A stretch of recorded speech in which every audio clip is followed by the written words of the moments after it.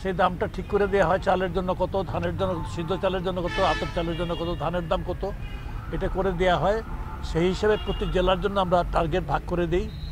আমরা সেই টার্গেট মোটামুটি অগ্রসর হচ্ছে।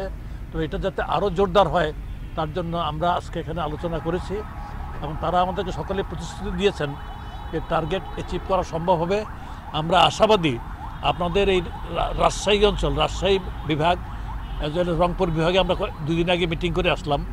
এই 2 জায়গাতেই এটাকে আমরা মনে করি দেশে খাদ্য উৎপাদন হাব, আপনারা দেশে খাদ্য ভাণ্ডার। এই অঞ্চল গোটা দেশে খাদ্য সরবরাহের জন্য বড় রকম কেন্দ্র। তো এখানে চাহিদার চেয়ে অনেক বেশি পরিমাণ চাল উৎপাদিত হয় এখানে এবং রংপুরে, আর অন্য সব অঞ্চলে অনেকাংশেই ঘাটতি আছে। তো সুতরাং আমরা এটা নিয়ে আলোচনা করেছি। সকলেই আমাদেরকে অত্যন্ত এনকারেজিং সাপোর্ট দিয়েছেন যে যেটুকু হয়েছে আমরা এত ভাবছি যে আরও বেশি হওয়া উচিত ছিল।